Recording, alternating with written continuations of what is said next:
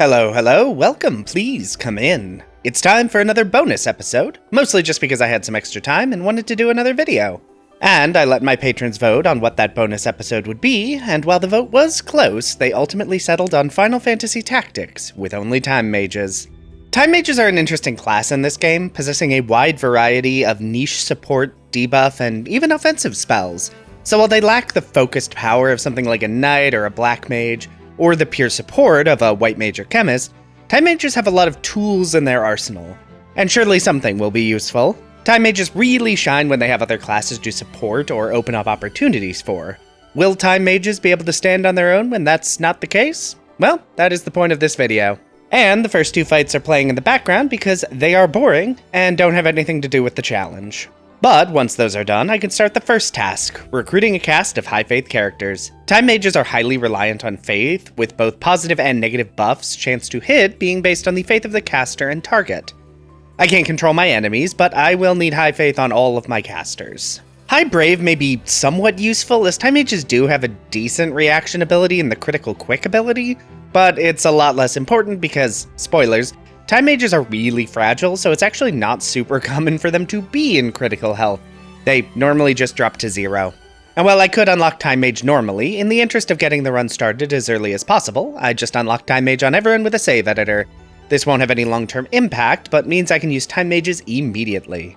Oh, and it should be noted now that any guest characters are exempt from the challenge. They are limited and will be whatever they are. Which is very useful going into my first Time Mage battle in Mandalia, where my only real tool is haste, which I can use to give my characters and Delita more turns than the enemy would get. This is the first fight, so it is thankfully not too difficult, but it does highlight the damage issue that is going to be a problem throughout the game. Good news is that Staves, Time Mage's only weapon type, deals damage based on a character's magic attack and weapon power. Bad news is that Staves have bad attack power and magic attack doesn't actually scale that well, meaning my staff damage starts bad and won't really be improving that much. And that is going to make guest characters integral to my strategy, at least for the early sections of the game. Once I actually get some high JP abilities, that will matter a lot less. Okay, Mandalia done, and that wasn't too painful. Time to get into some more battles in Mandalia to get EXP and JP. And this highlights my next big issue. Grinding is actually kind of tricky with Time Mages. Time Mages are very fragile, and they deal very little damage. Now, haste and slow do allow me to turn that balance in my favor, except most enemies in the game, and all the ones that spawn in Mandalia at this point, have counter as their reaction ability. Which means often when I attack them, they attack me back. And because they are more durable, more accurate, and deal equivalent damage, that is a losing matchup, regardless of how fast I can attack. So I can really only grind up in Mandalia if there are fewer than 4 enemies. Any more and I will actually lose that fight. This is going to be a slow process. Good thing recording me has speed up functionality, and scripting me can watch the footage back at 4x speed, and editing me can toss all of this footage in the garbage, because it's going to be a bit before I can even pretend to attempt the next actual story battle. Okay, let's hop into the Siege World, and see how my characters actually shape up against another story battle. First goal is to haste my entire party, including Argith and Delita. They are going to be better damage dealers in this fight than Time Mages could ever hope to be. This is not helped by their combat scripts being just awful. Argith, you are an archer. I have no idea why you are surrounding yourself with enemies. Delita is a knight, but he doesn't even do that much better. And this all highlights another big issue with Time Mages. They have no way to heal at all. This fight does actually end up closer than I'd initially expected, but there's still 3 monsters alive when my last party member drops to 0. So back to Mandalia it is, because when my best hope is that the guest AI does a good job, the fight is not winnable at this stage. Back into the fight, and I'm a bit more leveled. Delita also has a shield this time, because I actually had the gil for it. My strategy is basically the same as before, but hope the slight bump in stats is enough to push me over the top. I'm also making more of an effort to debilitate enemies via stop and immobilize. Delita is strong, but he can't tank all the hits, so slowing down or stopping enemies from attacking at all is a huge boon to maximize the efficacy of my guest characters. And Delita is the only one who's even slightly useful because Argith is an idiot who keeps dying in the first 2 rounds of the fight. Moron. Okay, there we go. Finally, the second Time Mage battle is completed, and it only took an hour and 40 minutes. And I was playing most of that at 3 times speed. Okay then. And now that that nightmare is completed, it's time to do it again. Next up is Dorter Trade City. This introduces me to archers and mages. Both of these can attack me at range, an ability I sadly lack, and because of my need to have all my characters have the highest faith possible, black mages are particularly dangerous. Good news is that none of these humanoid enemies have counter as a reaction ability, which is very useful, but they are still dangerous in other ways. A few of my characters have learned Stop, which fully incapacitates a target for a short time, but the hit rate on status effects in this game is just so awful. And my characters aren't exactly overflowing with MP. Good news is that slow is actually more useful against humans than monsters, because humans don't all have counterattack. Okay, well that fight was a lot closer than I would have liked. Ramzo was the only non-guest character alive at the end of the battle, but that's okay, it's progress. This current recording is labeled Ziklos, suggesting that that is the last story battle I will beat at the end of this recording, but this recording goes on for another hour and a half. Oh no.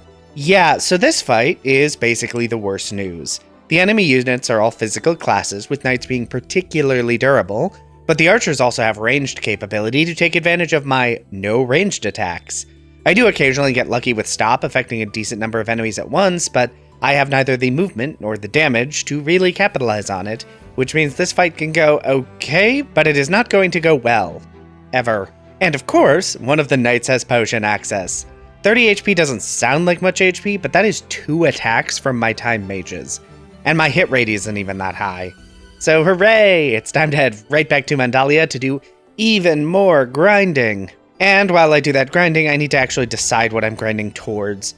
Experience is nice, but it will also boost the levels of random encounters, and while leveling up does boost your stats, equipment access is way more impactful, and I can't really improve that in any way. Also, monsters scale with level more aggressively than humans, so I may reach a point where random encounters are too difficult.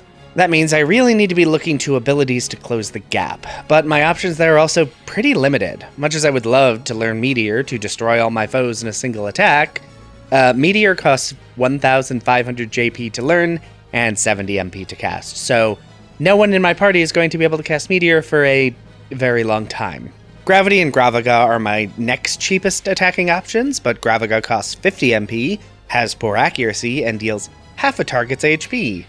That is more than a basic staff attack, but not by much, and I can't afford to cast it anyway.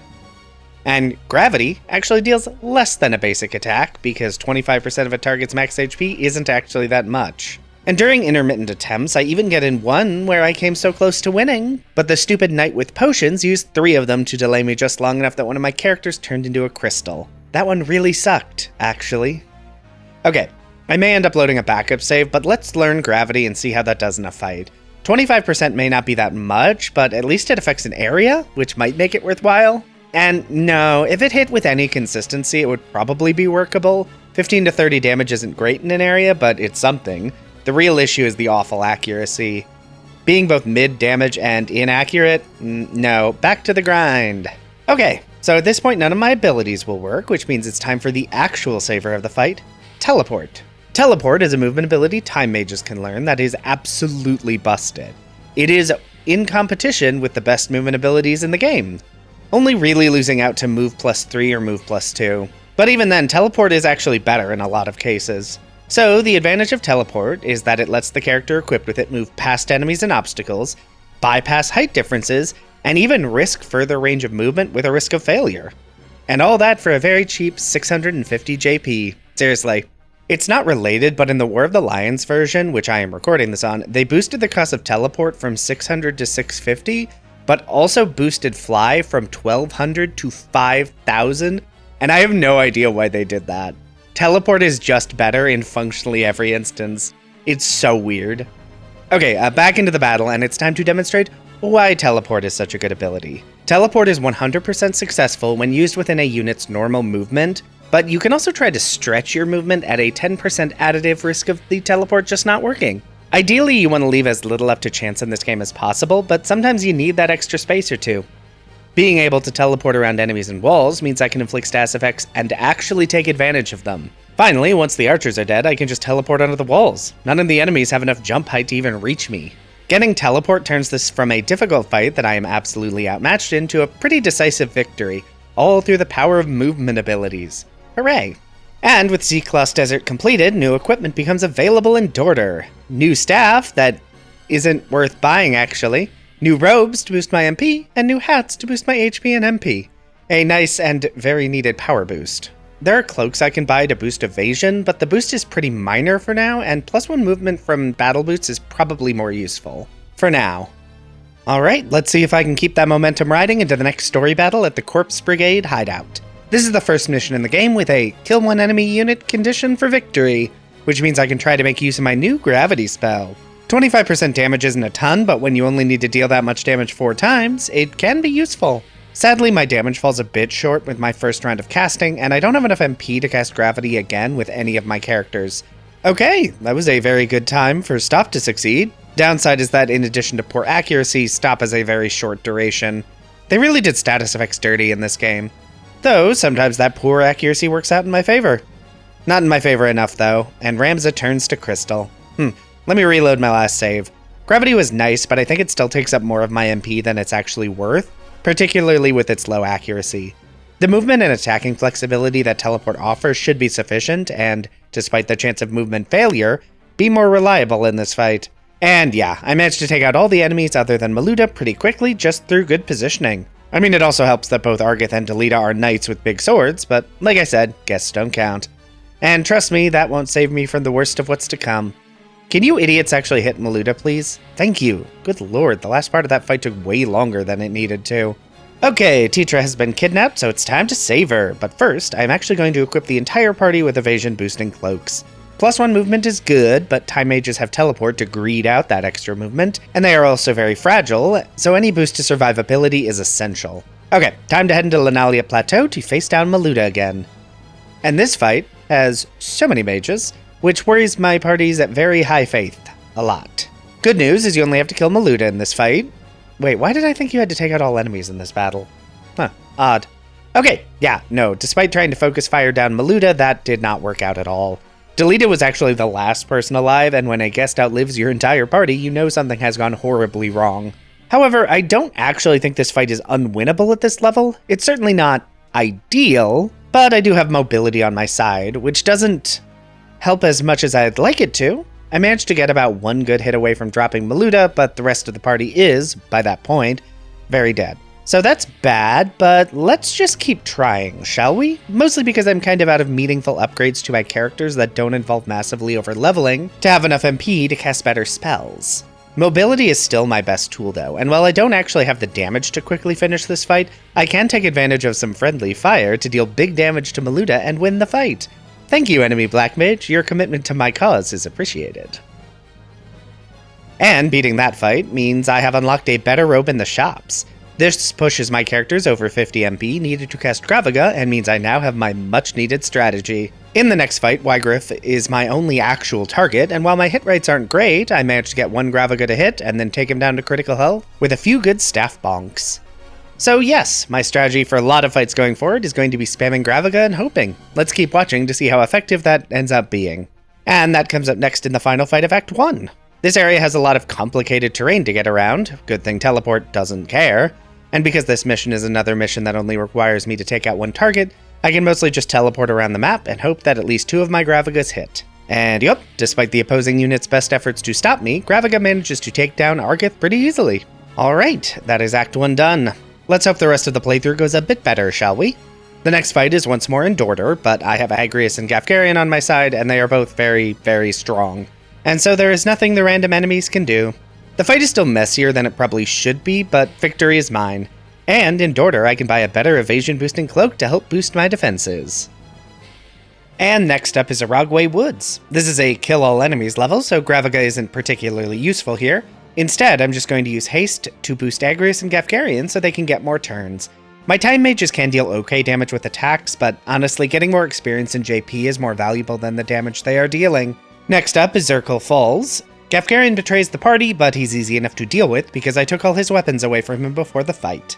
This is another fight that my guest characters, Agrias and Delita, can mostly handle on their own, but Teleport does a lot to get me around the terrain obstacles on this map, and Haste is always useful to make my damage dealers more effective.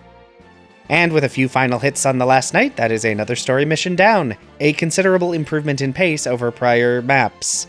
Ooh, I can steal Ovelia's equipment to give Ramza a big boost to MP and magic attack. And next up is Zaland. This is another rescue mission, but this time I need to rescue Mustadio, for which I am at the mercy of this game's lacking enemy AI, because Mustadio seems to do everything in his power to get himself killed as quickly as possible. Mustadio dropping isn't actually game over in this map, but the enemy force consists of archers and black mages that are very good at dealing big damage from a distance. While Agrias is pretty strong, she is also very slow, and can't possibly withstand all of the enemy attacks, though she is better at it than any of my time mages. Oh, actually, I can buy better mage hats and serpent rods? These have a higher attack stat, so my basic attack damage has improved considerably. It's still bad, but it's much better. I am still going to do a bit of grinding before I come back to Zaland, because this fight is always a bit of a mess. Okay, back into the fight to once again try and save Mustadio, and it goes basically the same. The opposing black mages and archers just do too much damage to take out my HP as I try and get close. Thanks to the better damage, I do make it further in the fight, but it's not quite enough. Let's give Agrias battle boots to boost her speed and hop back in. Mustadio, finally, you move not towards the black mages that keep killing you. As such, Mustadio doesn't immediately get dropped to critical or 0 HP. And while guns don't deal that much damage, they do when compared to basic staff attacks that I'm used to. And the range of Mustadio's attacks are incredibly useful to turn the fight overwhelmingly in my favor. Finally, that is Zaland completed. Oh, not again. New recording session named Belias Tour, which is, checks notes, the next story mission. And the recording is an hour long. Okay, what screws me over this time? Ooh, 2 archers and 2 summoners. That is not great. Summoners are really the worst spellcaster for me to deal with. Summon magic is very strong and affects a good size area, and I can't even use it for friendly fire because it can tell the difference between ally and enemy. The only good news is that summoners are pretty fragile, and thanks to my serpent staff damage, I can actually take them out fairly quickly. Combining that with Agrias' strong attacks and Mustadio having a gun, and the fight is over. Oh, I expected that to take a lot longer? What? Okay, why is this section named after that story battle then? Anyway, now that story battle is completed, I can buy better cloaks with better evasion and a +1 to magic attack. And now everyone has a wizard's hat and wizard robes.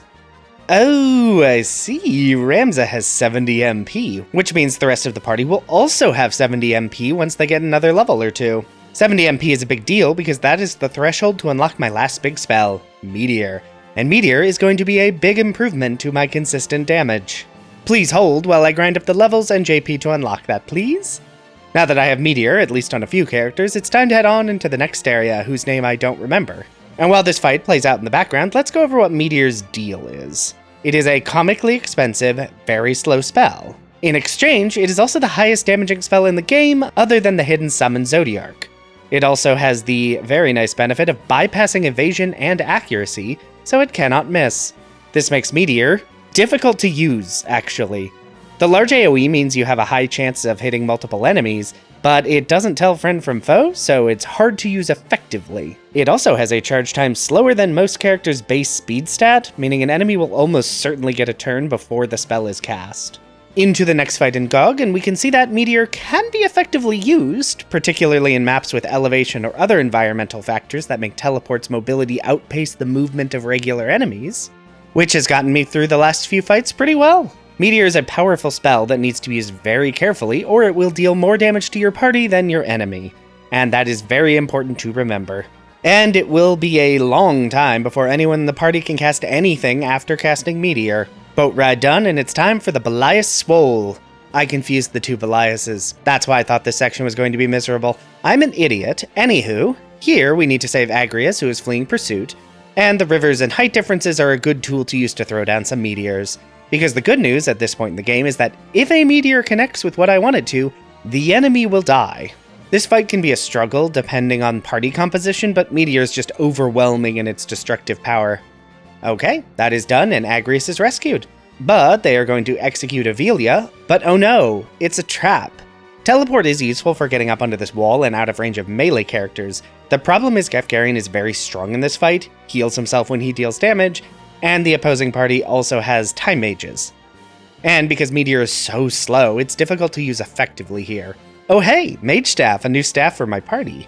These have a slightly lower attack power than Serpent Staves, but have a +1 magic attack, so not as good for physical attacks, but better when casting spells. I'll want to keep both on hand depending on what I'm doing. Anyway, time to level because that gaffgaren fight is not one I can win quite yet. And I am back into the fight with my final ability upgrade, Swiftness. This halves the casting speed of spells and takes Meteor from comically slow to just mundane slow. Importantly, this means I can select Meteor and it will actually cast before the target takes several more turns. This will become less consistent as speed stats slowly creep higher in this game, but for now, it is golden. And the further good news is that a single Meteor is strong enough to still take out any enemy caught in the blast radius, even the very durable gaffgaren. However, it's not quite enough on my first attempt as one of my time mages gets double attacked and dies, but that's okay. Nothing a little careful positioning won't solve. The biggest challenge here is making sure that I can attack as many targets as possible with meteors, and the meteor hits need to actually kill the target, which is not always the case at this level apparently. This takes a few attempts to get right, mostly because I also need some luck with teleport attempts to get the mobility I need, but finally things work out, and a rain of meteors takes out most of gaffgaren's forces, with only gaffgaren and a single archer left alive. Another meteor takes out gaffgaren, and I can slowly beat down the last archer with staff bonks. Next up is the gate at Lionel Castle. My initial plan was to just teleport inside the castle and defeat gaffgaren before turning my attention to the other troops.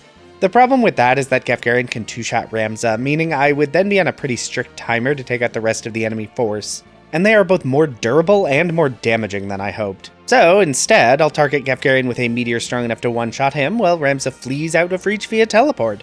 I can then take out the rest of the enemies with some carefully placed meteors. Another mission completed. And the only fight left in this act is my first lucavi. And despite how fearsome these fights should be, the lucavi are actually going to be fairly easy. And for now, that is because I can just throw meteors out at will. And while Cuchulainn can turn Ramza into a toad and get 2 time mages taken out for meteors, a final staff bonk finishes the fight, and that is Act 2. Okay, we're trucking now, and it's into Golan to rescue Oren. This fight is normally pretty easy because Oren has a big spell that can incapacitate a lot of enemy units at once, and for reasons unclear to me, he decides the first few attempts to just not use it.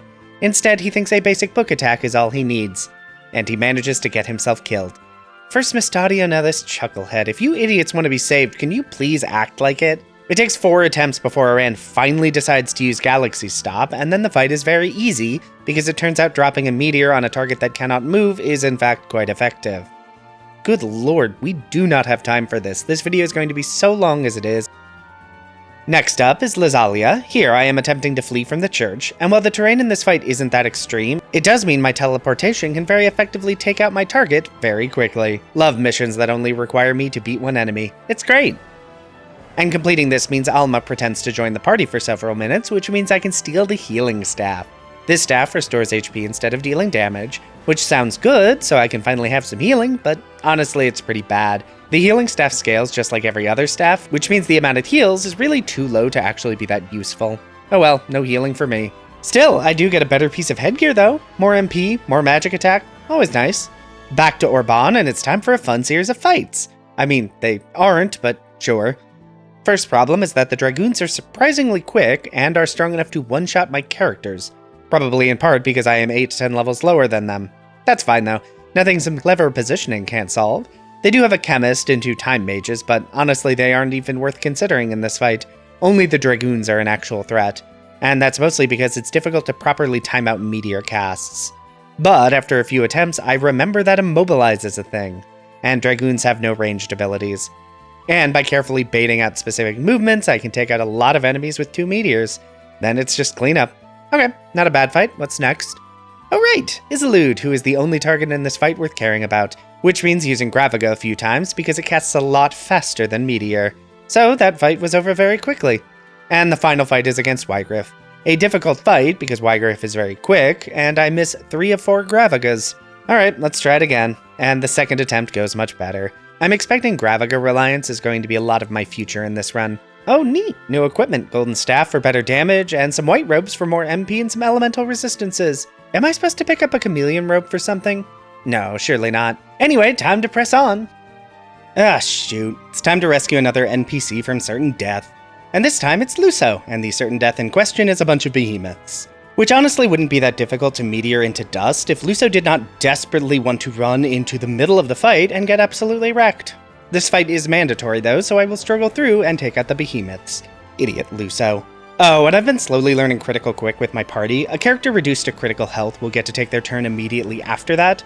I will say the ability isn't actually good, and I don't think has any impact on the game, but just mentioning it in case anyone was wondering. Well, that fight was fun. Convenient meteor strikes for the win.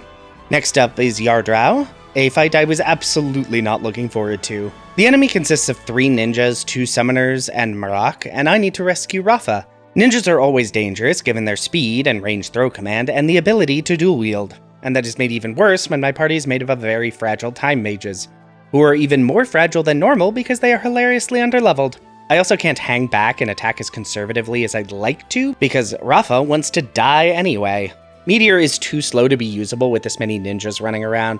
Thankfully, Gravaga benefits from increased cast speed of quickness and can deal pretty good damage, especially when the ninjas decide it'd be fun to group up.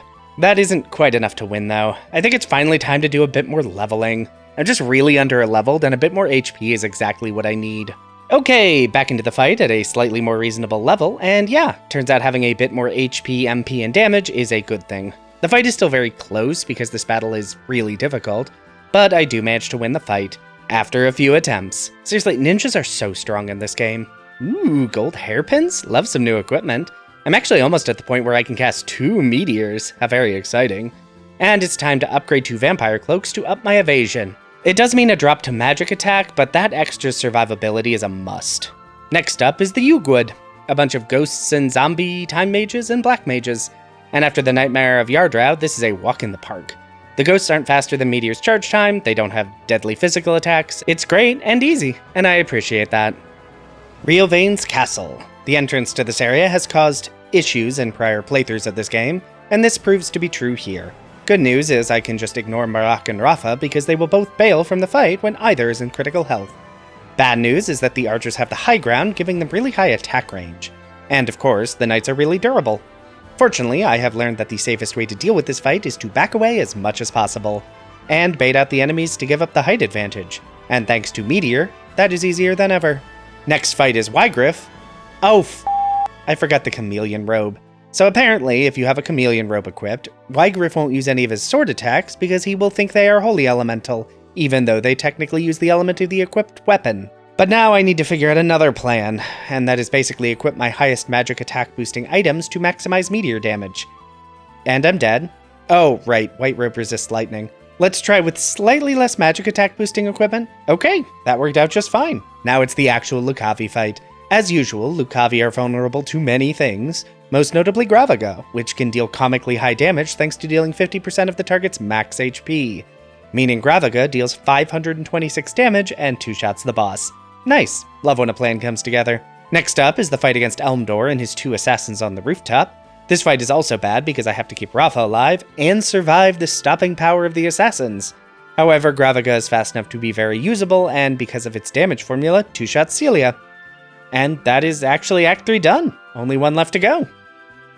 Next up is Dagara Pass, which has been difficult in prior challenge videos. However, in this one, the enemies decide it would be funny to perfectly arrange themselves so each one gets hit by 2 meteors on turn 1. Surprisingly, they actually don't all die, but a few quick bonks ends this very easy fight. Next up is Meliadol, who is the only enemy that needs to be taken down, which means it's time to unleash a series of Gravagas to end the fight very quickly. And then Fanath Creek. This battle is filled with every flavor of Chocobo and can be quite dangerous. Chocobos are fast and can deal pretty scary amounts of damage. This actually ends up not being a problem though. The Chocobos mostly arrange themselves in very meteorable configurations. And while Chocobos can be scary, they are not particularly durable, either against meteors or staff bonks. Next up, Zeltenia Castle. This is another battle made comically easy by, well, a lot of things actually. Teleport means the walled terrain is easy for me to navigate. Spells bypass height when targeting, and Meteor can take out the High Confessor in 2 hits after a Gravaga beefs it. Next is the Beta Sandwaste, meaning I get to fight my old rival Barrack. Bad news for you, you can't run faster than I can teleport, and Gravaga has your number. He does move to turn my own Gravagas against me, but it's not enough. We'll be seeing you later, Barrack. Oh no, not besselat. This place sucks. There are 2 enemy groups to fight against, and they both suck for different reasons. The north wall has dragoons, archers, and a summoner, all of which are quick and either durable or have good range damage. So while Meteor has been doing a lot of work, it is basically impossible to take out all the enemies as quickly as I need to when my characters are so fragile. The south wall is worse. The terrain works more in my favor with teleport and no summoner, but there is a ninja here who can just absolutely wreck me. Both of these options suck, but I think the north wall sucks less. After a few attempts, I do get kind of close a few times, but not really enough to feel that confident. I even switch up my equipment to maximize damage rather than survivability, which does mean more damage, but doesn't actually change the outcome at all. Okay, I'm gonna go do some level grinding because I am a bit behind the level curve.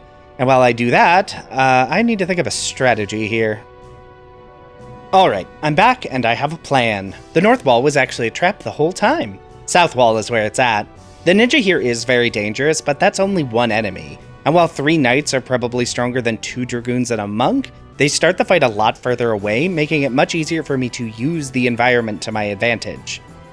So what I actually need to do is focus fire down the ninja as quick as possible. Easily done by spamming Gravaga. And once the ninja is dead, the rest of the enemy units are way easier to deal with, particularly because they don't have nearly the vertical movement I do. I still get trolled by the physical evasion these knights have and almost lose the fight, but thankfully I finally managed to win the encounter, which means that difficult fight is over and surely the next battle... Oh no, I hate this fight. This fight sucks. Yeah, so to win this fight, you either need to kill all enemy units, or remove the knights from on top of the 2 switches and get Ramza to stand on them separately. The enemy has nothing but mages, which deal big damage, and archers that also deal big damage. I can mostly ignore the elevation changes thanks to teleport, but this is definitely a fight where a movement bonus would be more useful. Not gonna lie, this fight took a while. It's just so hard to actually make any progress. The knights are durable enough that it's very difficult to actually kill them in a timely manner, and the black mages and archer deal such heavy damage to my party, mostly because time mages are not very durable. And even if I do manage to kill the 2 knights guarding the switches, I'd then have to wait 3 turns for them to despawn, and that is just not a winning formula.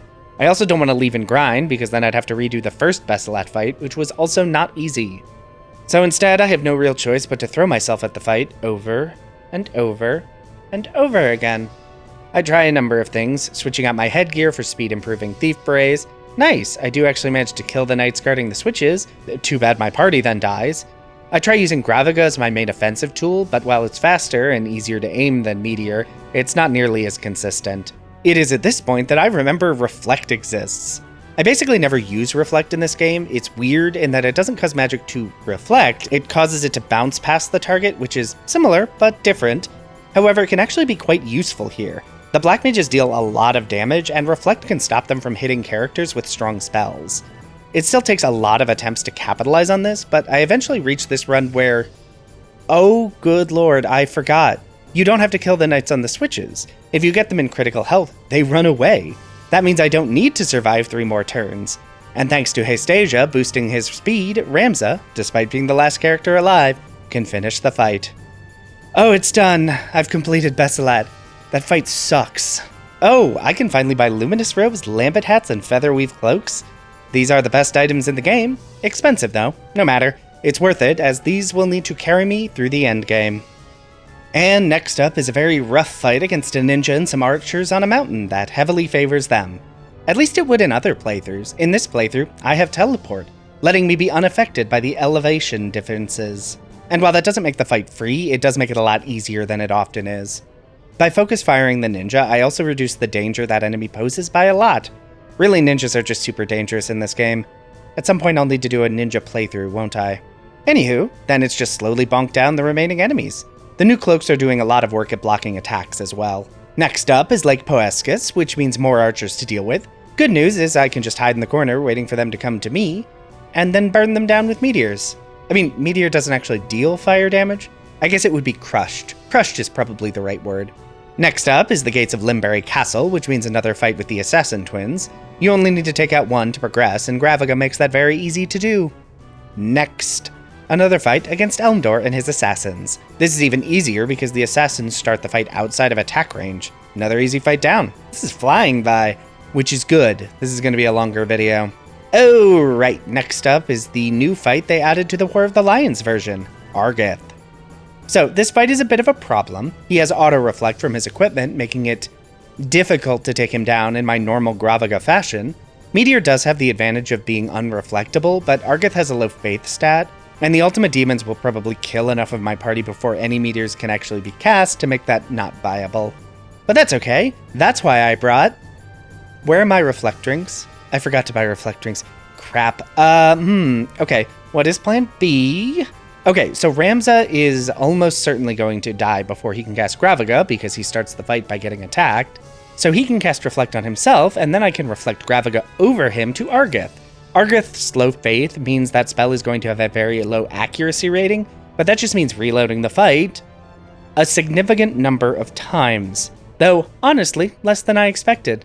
That is because the Ultima demons have a bit of a friendly fire problem, or more accurately, a friendly fire solution. This one casts Tempest to take out Ramza, but also deals 33% damage to Argith, on top of a successful Gravaga.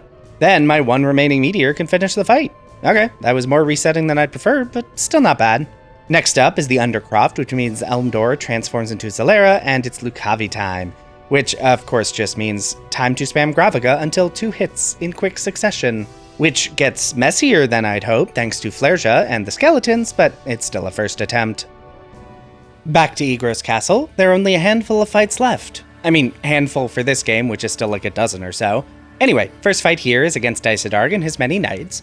The fight starts off bad with Ramza getting silenced, then gets worse when I miss 4 Gravagas in a row and half my party is dead. Okay, let's try that again, but this time with a bit less awful luck, shall we? There we go, 2 Gravagas and Isodarg goes down, and it's time for the 1v5 against a Dremelech. And then I continue to get really unlucky with Gravagas. Despite the 60% accuracy, I only hit 1 of 5. Okay, let's switch over to gravity because my MP is low. There we go. Next up is another kill all enemies mission, which is made more difficult with calculations silencing my party and meteor damage failing to keep up. And if this stupid white mage casts Raise one more time, I'm going to be very upset. This fight is a complete mess, but I managed to win anyway on the first attempt through good positioning, and really taking advantage of my ability to ignore height and enemy units. And a lucky teleport at the end. Next up is this fight, which is really only notable because they always break Ramza's equipment and then die very quickly because they have high faith stats, which makes Gravaga very accurate. I mean, still not as accurate as I'd like, but it works. And that leads into a fight against Zalbag, in which I must cast Gravaga on Zalbag as much as possible. I do lose 2 time mages to Ultima Demon attacks, but that isn't enough to change the outcome. And beating that fight means it's time. The final sequence of fights back in Orban Monastery. And it starts off with the final Kill All Enemies map in the game. Which is really bad, it turns out. I am 15 levels below the enemy, so meteor damage is actually pretty disappointing. If the unit has high faith, it'll still take 2 meteors to kill them, and it's even worse if they have low faith. This is made worse by the fact that enemy speed stats have outstripped meteor's cast time, even for slower units. What I really should do is leave and come back once I've gotten 10 or so levels, but for reasons that will become apparent very shortly, this is really the last fight in the game where my levels will have any meaningful impact. So instead, I will resort to plan B. By starting my units in a very particular position, I can bait out the monks and archers to move in this formation, meaning I can double up Gravaga on all 3 of them. The chance of hitting them enough to kill all 3 in one go is not great, but it is essential. Once they are dead, I can then outmaneuver the knights very easily, and this takes a long time. Easily the most resets of any fight in the game. But unlike besselat, the reset happens very early in the fight, making it a lot less obnoxious. I also don't need to really strategize during these resets, just prep Gravaga, hope it works, be disappointed, reset. But probabilities do eventually work out when you have infinite resets, and finally, many resets in, all 3 die due to gravity. I can then bait the knights around the map while slowly picking them off with spells and staff bonks. I do still almost lose a unit right at the end because this one knight, in critical health, blocks so many attacks in a row, but he does, finally, go down. And that was, with lack of fanfare, the last wall of the run. In the next fight, I can spam Gravaga against Lofri to end the fight in 1 turn. The fight against Clishan is a bit more difficult because he has ninjas and my units are not at all durable, but a few attempts with a couple different starting positions and Clishan goes down too. Barrack is next, and while this fight can be incredibly dangerous with guns and dragons, I get frankly stupidly lucky with my teleports to get in range with Gravaga, and Barrack goes down on the first turn. Then it's into another lucavi fight. Ashmal does deal a lot of damage with Quake, but enough of my time mages are alive to finish the fight. Time to equip the entire party with angel rings and go into the Ultima battle. Oh, you know what? I should also equip thief caps. These boost speed, which should be useful against Ultima, except it actually means my party goes before Ultima, which is a problem. I need them to move over and kill Alma so I can target them with Gravago while relatively safe from the Ultima demons, combined with missing two 70% accuracy Gravagas, and I need to reset. Switch out the hats to drop my speed back to where I want it, and that ends phase 1. Into phase 2, which is actually more complicated because Ultima has over 2000 HP, and Gravaga is still subject to the damage limit. I do mistakenly think Ultima has 2000 HP exactly, so after the first 2 Gravagas, I bonk them, thinking it would be funny to kill them with a basic staff attack. That is not right though, they actually have about 2900 HP, so I need to use a few more basic gravity attacks, each dealing over 700 damage, and the fight is over. And that was Final Fantasy Tactics, beaten with only time mages, and that was a lot of fun. There were definitely a few fights that were a bit more tedious than fun, but overall time mages have a lot of options to deal with a lot of situations, which made for a bit of a slow build in the early game, but by the end game it was mostly a quick throw at gravity magic time. I did want to shout out that I do have a Patreon, linked in the description. I spend a lot of time making these videos, so if you enjoyed the video, want to support the channel, and are financially stable enough to do so, that exists. No pressure though, this channel is free to enjoy for everyone and will remain that way. For now, if you like this video, be sure to hit the like button. If you'd like to see more of this, feel free to subscribe. Hey, maybe leave a comment if you have something you'd like to say. But whatever you decide to do, have a safe trip home.